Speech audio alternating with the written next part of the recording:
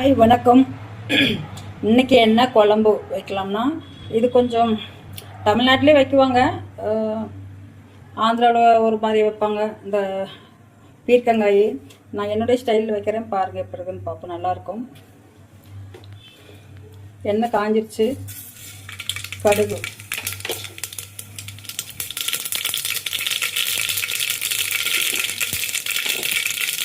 கடுகு பொரிஞ்சதுக்கப்புறம் பச்சைக்கடலை பருப்பு, உளுந்தம்பருப்பு, 2 வரமிளகா அப்படியே கில்லாமல் முழுசாக போட்டிருக்கேன் நான்.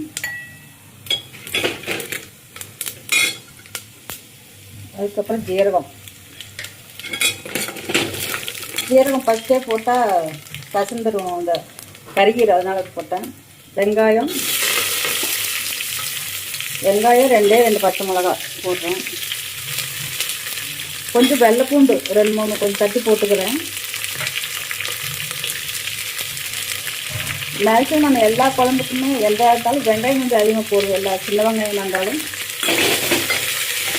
பெரிய வெங்காயம் இருந்தாலும்.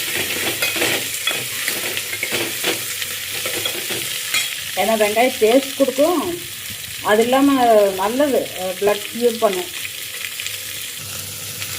கொஞ்சம் உப்பு போட்டுக்கலாம், உங்களுக்கு தேவையான உப்பு போட்டுக்கோங்க. மஞ்சத்தூள் ஒரு சின்ன ஸ்பூன், 1 ஸ்பூன் போட்டுக்கோங்க.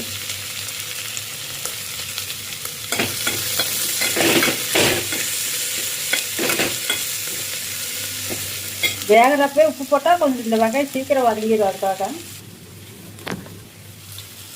குழம்பு மிளகாத்தூள் 1 ஸ்பூன் போடுறேன். 1 ஸ்பூன் கம்மியாகவே இருக்குது, ஏன்னா மிளகாயெல்லாம் போட்டுக்கூட கொஞ்சம் காரம் இருக்கும். அதை வணங்கும் போதே ஏன் அப்படின்னா,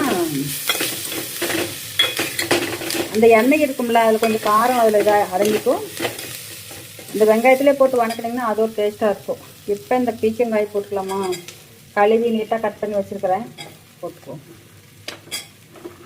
பீக்கங்காய் பச்சையாக கூட சாப்பிட்லாம், சுகருக்குலாம் ரொம்ப ரொம்ப நல்லது. நார்ச்சத்து நிறையா இருக்குது பீக்கங்காயில்.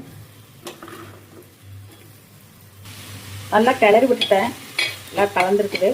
இது இப்போ கொஞ்சமாக தண்ணி ஊற்றி, ரொம்ப ஊற்றாமல் கொஞ்சம் ஊற்றி லைட்டாக அப்படியே வேக விட்டோம்னா திக்னஸ் வந்துடும். லாஸ்ட்டில் என்ன பண்ணலான்னு பார்க்கலாம். பீக்கங்காய் இதே தண்ணி இருக்குது நிறையா, சும்மா கொஞ்சமாக இவ்வளோ ஊற்றினாலே போதும்.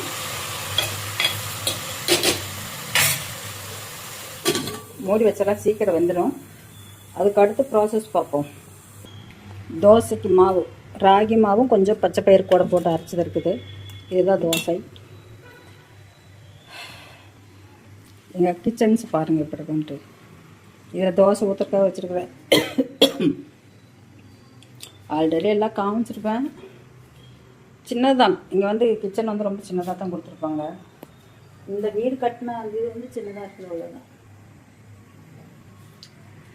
தேவையான பொருள் மட்டும்தான் வாங்கி வச்சுருக்கிறேன், மற்றவெல்லாம் எதுவும் வாங்க மாட்டேன். இந்த டப்பா நியூட்ரிஷன் பவுட்ரு வெயிட் லாஸ்க்காக குடித்தேன், அந்த இது அப்படியே இருக்குது, அதிலே போட்டு வச்சுக்கிட்டு இருக்கிற எல்லாம். இந்த வீட்டை பார்த்தீங்கன்னா ஓட்டம் பிடிச்சிடாதீங்க, எல்லாம் அப்படி அப்படியே கிடக்குது. வாஷிங் மிஷினும் பூனைக்குட்டிக்குனால நீ பண்ணுவேன் நீட்டாக. இந்த பெடிக்கரி போட்டு வச்சுருக்குது. இது சிக்கன், ஒரு குட்டிக்கு சிக்கன் தான் சாப்பிடும். பால், அதுக்கு 1 பாத்ரூம் 2 பாத்ரூம் போகிறதுக்கு இந்த மண் வந்து அமேசானில் ஆர்டர் பண்ணுவேன். 20 கிலோ வந்து 900 ரூபா 1000 ரூபா அப்படி வரும். எங்கள் ஃப்ரிட்ஜு,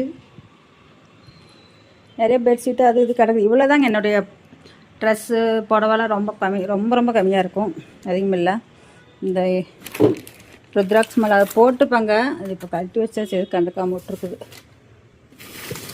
கிரைண்டர், அல்ட்ரா கிரைண்டர், அது கொஞ்ச நாள் யூஸ் பண்ணிக்கிட்டு இருந்தேன். அதுக்கப்புறம் புளிச்ச மாவு அதிகமாக சாப்பிட வேண்டாம் அப்படின்னு டாக்டர் சொல்லியிருந்தாங்க. அதனால் அப்படியே விட்டாச்சு. இப்போ சமைக்கிறது இல்லை, சும்மா மாவு வேணும்னா அப்போதைக்கு வாங்கிக்கிறது. வேக்யூம் கிளீனர் இதில் தான் வீடு கூட்டுவேன். இதில் கூட்டினோம்னா ஒரு துளி சின்ன ஒரு தூசியாக இருந்தால் கூட அப்படியே வந்துட்டு நீட்டாக நல்லாயிருக்கும். இந்த எங்கள் வாண்டு படுத்துருக்குறதுல ஒரு வாண்டு இங்கே நமக்கு, அங்கே 2 வாண்டு இருக்க மாட்டேங்குது. என்னடா என்ன சாமி பண்ணுறீங்க? கட்டெலாம் இன்னும் எடுத்து எதுவும் பண்ணாமல் இருக்குது. ஊருக்கு போகிறனால எல்லாம் எடுத்து அப்படியே போட்டு வச்சுருக்கிறேன். இந்த பாருங்க, எங்கள் ஜும்பலுக்கு பம்பா உங்கள் ஒருத்தி மேலே படுத்துருக்க பாருங்க. சாமி போட்டோ, ஏசி, அவ்வளோதான். வெளியில் போகிற கேட்டு சிவன் போட்டோ இருக்குது இங்கே. இவ்வளோ தாங்க எங்கள் வீடு.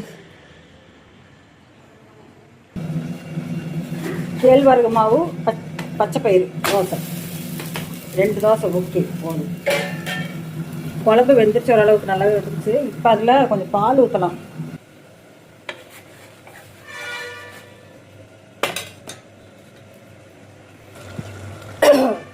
வெந்துருச்சு. இப்போ நான் இதில் எண்ணெய் ஆட் பண்ணுறேன்னு பாருங்களேன்.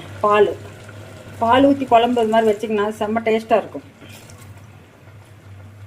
நான் அப்படியே கொஞ்சம் நேரம் அடுப்பு இருந்துச்சுன்னா நல்லா இந்த பாலெல்லாம் கொஞ்சம் சுண்டிக்கிச்சுன்னா கடைஞ்சி விட்டுடலாம். அவ்வளோதான், இந்த வேலை ப்ராசஸ் முடிஞ்சிருச்சு. கலர்ஃபுல்லாக இருக்குதுங்களா? பாதி வேக்காடு வந்ததே பால் ஊற்றிடலாம். அதுக்கப்புறம் கொஞ்சம் நேரம் ஒரு கொதி வந்ததுன்னா இறக்கி வச்சுருக்கணும், நல்லாயிருக்கும். ரொம்ப நேரம் குழம்பு வேக விட்டாலும் அந்த விட்டமின்ஸ்லாம் போயிடும். இந்தளவுக்கு வந்ததுக்கப்புறம் பால் ஊற்றிட்டு அதுக்கப்புறம் இறக்கி வச்சுருக்கணும். அவ்வளோதான்.